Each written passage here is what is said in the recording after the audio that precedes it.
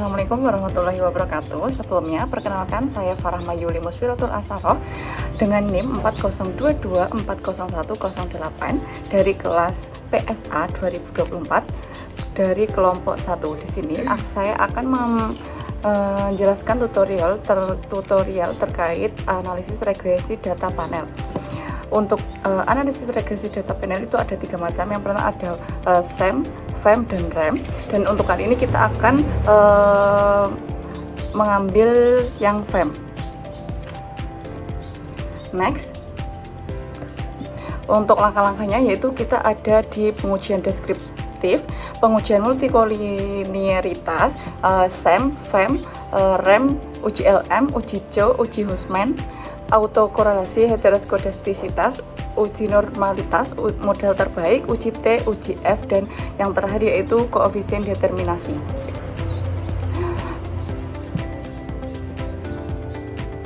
Dan untuk studi kasusnya yaitu pengaruh Bobo atau efisiensi operasional dan NPF, pembiayaan bermasalah terhadap ROA atau probabilitas bank pada BCP Syariah, BSI, dan Maybank. Dan untuk Y-nya yaitu ROA, X1-nya Bobo, X2-nya NPF. Selanjutnya kita lanjut ke uji deskriptif, kita masuk ke aplikasi eViews.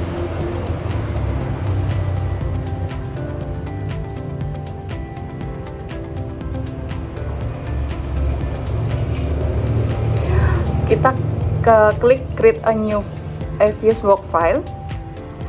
Untuk work file strukturnya kita pilih yang balance panel, dan untuk frekuensinya kita klik yang quarterly karena datanya kita memakai yang triwulan. Dan untuk start date-nya kita lihat pada data yang ada di Excel, yaitu 2023, dan untuk end date-nya kita di 2025. Untuk number of projection-nya kita klik 3 karena kita menggunakan pada data di 3 bank. Dan untuk selanjutnya kita klik week,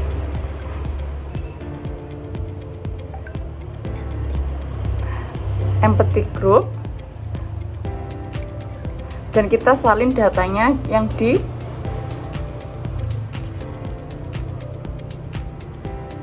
Excel.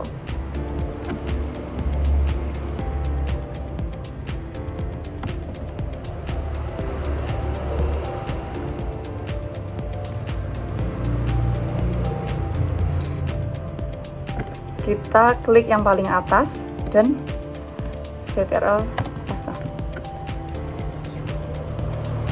Klik view, descriptive, dan common sample. Ini adalah hasil dari uji deskriptif. Lanjut untuk uji multikolinialitas. Maaf, kita freeze dulu ya teman-teman.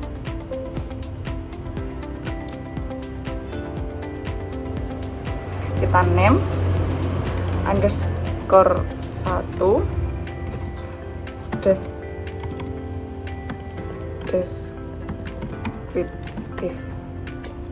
Kita klik OK. Kita close.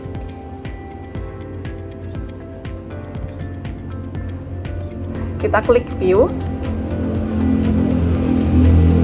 Untuk memastikan X dan Y tidak saling berhubungan, kita klik view dan covariant analysis. Kita hilangkan centang yang di covariant dan kita centang yang di correlation. Untuk layoutnya kita pilih yang single table. Klik OK. Dan ini untuk hasil covariant analysis. Kita freeze dulu. Name underscore 2 mul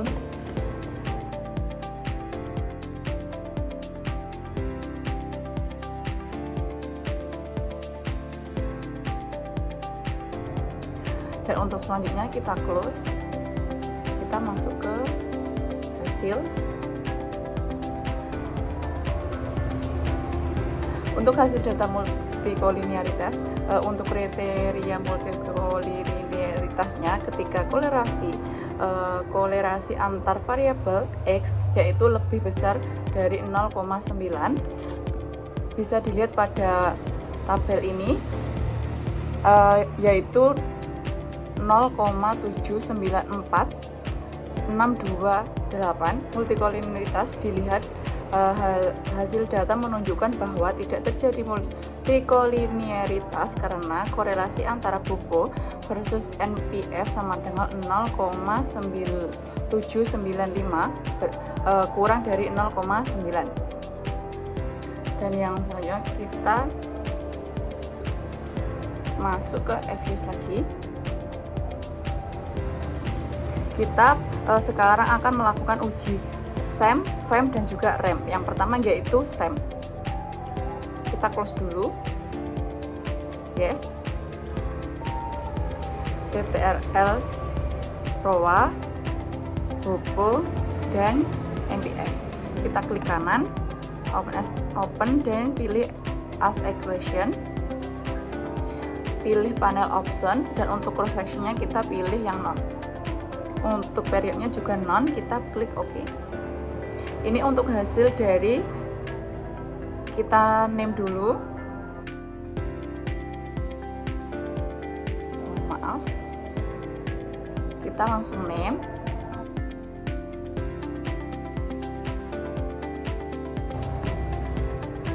Underscore SEM.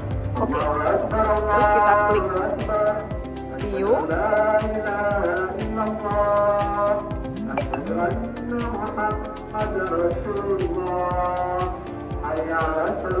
Kita klik yang fix random effect dan pilih yang omitted. Kita kembali ke PPT.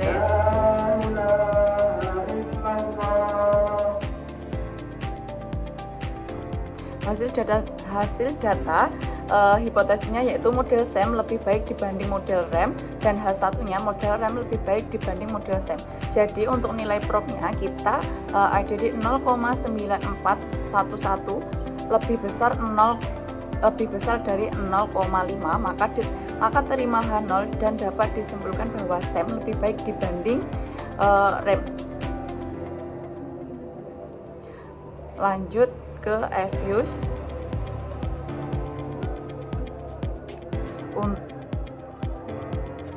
Kita freeze dulu, name, hit underscore 3, LM SEM. Oke.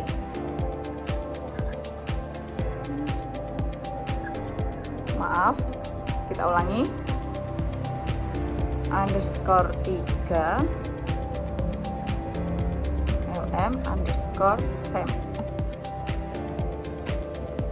Kita klik OK. Kita close. Terus kita close semua. Sama, kita klik kanan, open as equation, panel option. Kali ini kita akan menguji FEM, maka untuk cross sectionnya kita ganti ke yang fix, dan untuk periodnya kita tetap non, klik OK.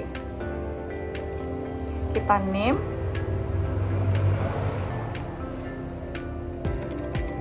underscore FEM, kita klik OK.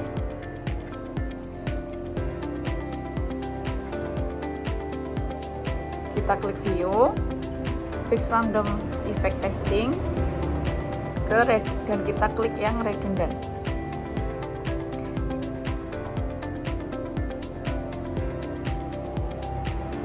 Dan untuk hasil data show FEM, untuk hipotesisnya kita H0 model SEM lebih baik dibanding model FEM, dan untuk H1-nya model FEM lebih baik dibanding model SEM. Jadi untuk nilai probnya kita sama dengan 0,0002, lebih kecil dari 0,05. Maka tolak H0 dan dapat disimpulkan bahwa FEM lebih baik dibandingkan dibandingkan SEM. Untuk selanjutnya kita kembali ke eViews, kita freeze, kita name underscore 4,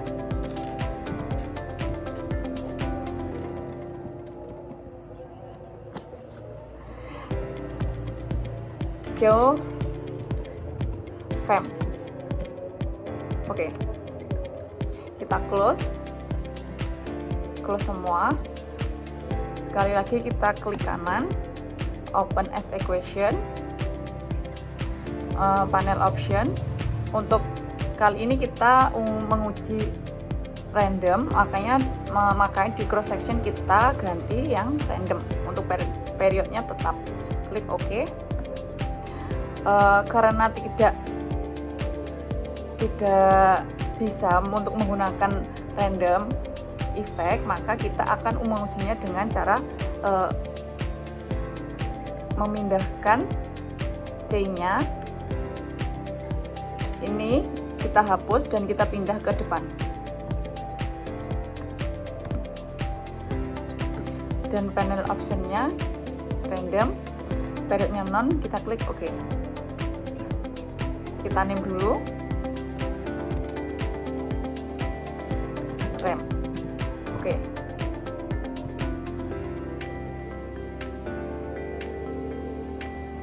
Kita klik view,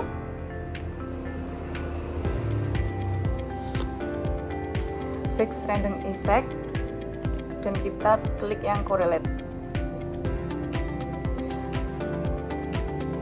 Terus kita masuk ke PPT.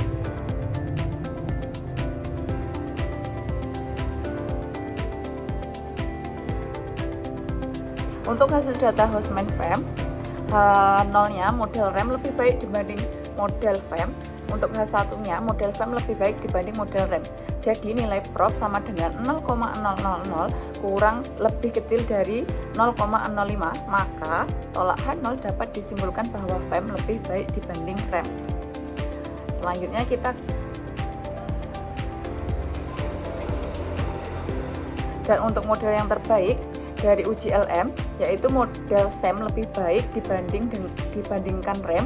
Untuk uji Joe, model FEM lebih baik dibandingkan SEM, dan untuk uji Houseman, model FEM lebih baik dibandingkan model rem. Maka dapat disimpulkan FEM adalah model terbaiknya. Selanjutnya kita kembali ke eViews, kita freeze, kita name,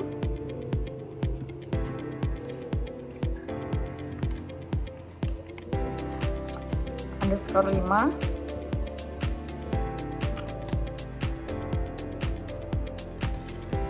Houseman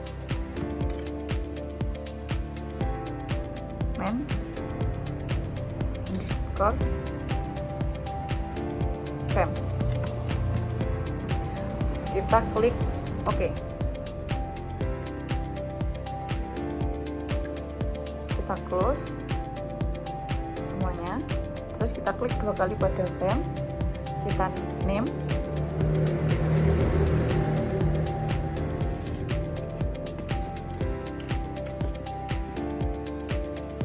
maaf, kita ulangi, kita freeze dulu dan name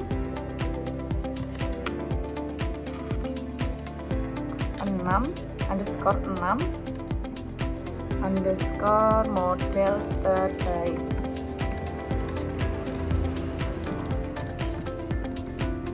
Kita klik OK. Kita close semuanya.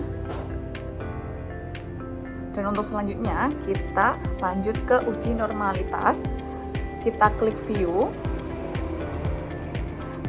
klik yang residual diagnostik,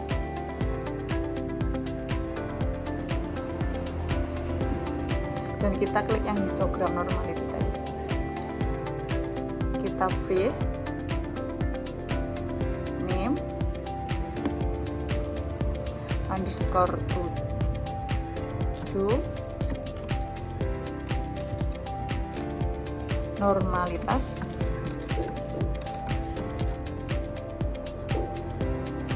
kita klik OK. Dan kita lihat ke PPT. Untuk hasil uji normalitas yaitu H0-nya residual berdistribusi normal, dan untuk H1-nya residual tidak berdistribusi normal. Bisa dilihat pada probability-nya, nilai prob sama dengan 0,000 kurang lebih kecil dari 0,05, maka tolak H0 dapat disimpulkan residual tidak berdistribusi normal. Selanjutnya kita kembali ke eViews untuk uji autokorelasi.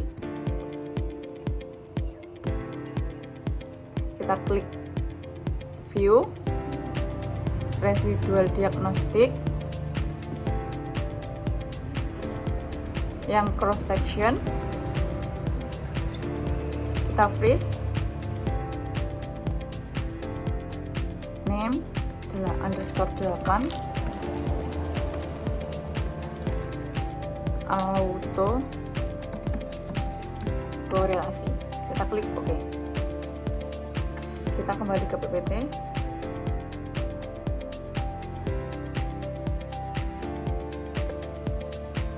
Untuk hasil dari autokorelasi, H0-nya tidak terjadi autokorelasi, dan untuk H1-nya terjadi autokorelasi. Dan untuk melihat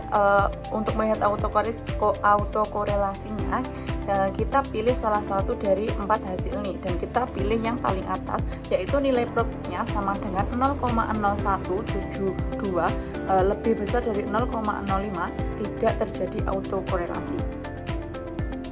Selanjutnya kita melakukan uji heteroskedastisitas. Kita kembali ke eViews,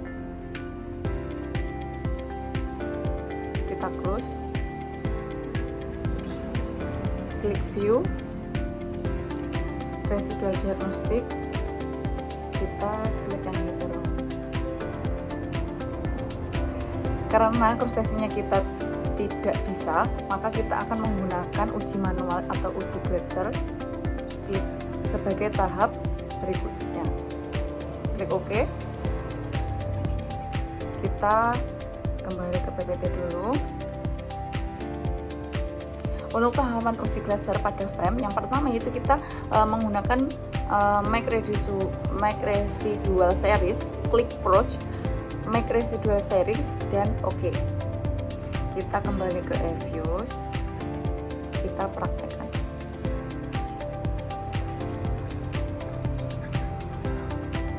Kita klik approach, residual series, ordinary, kita klik OK. Dan ini untuk hasilnya. Kita kembali ke PPT. Mohon maaf, kita klik dulu. Kita klik channel series, kita ketik aresid sama dengan ABS dalam kurung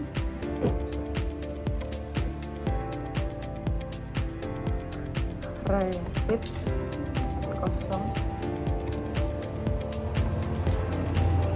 kita tutup kurung, klik OK.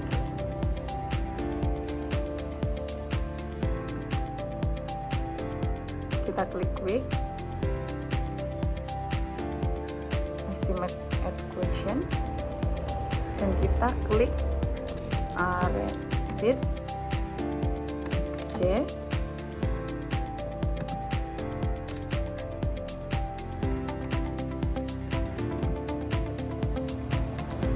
Hupo, NPF, dan kita klik panel optionnya.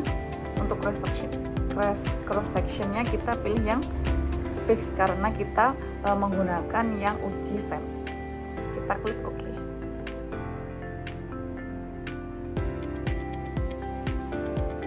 Kita freeze, name,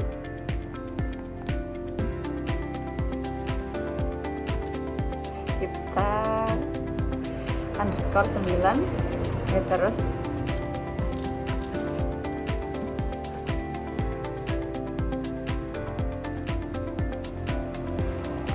kita klik OK. kita close. Name underscore uji underscore Glitzer. Kita klik OK. Kita masuk ke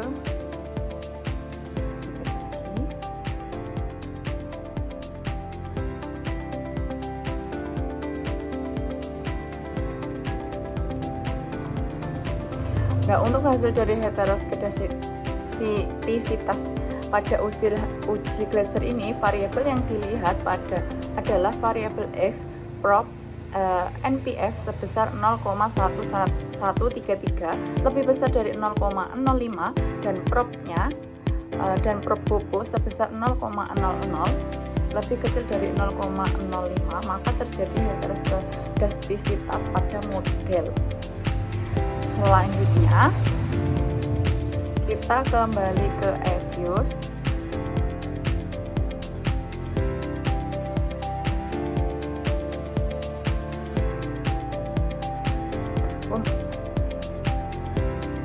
Selanjutnya kita akan menguji perbedaan efek masing-masing unit, yaitu kita klik 2 kali, kita close dulu semuanya. Klik 2 kali pada frame, kita klik view dan fix random effect.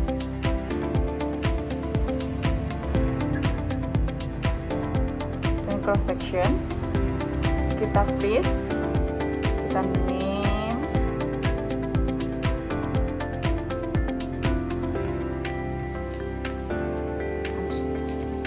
underscore 10 underscore cs effect. Kita klik OK. Kita save.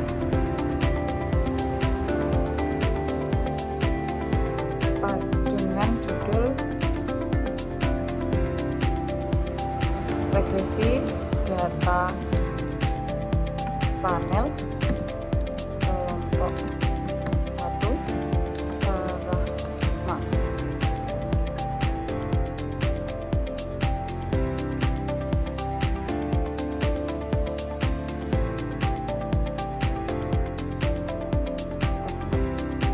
Untuk kita pilih yang single position, kita klik OK. Lanjut kita masuk ke hasilnya.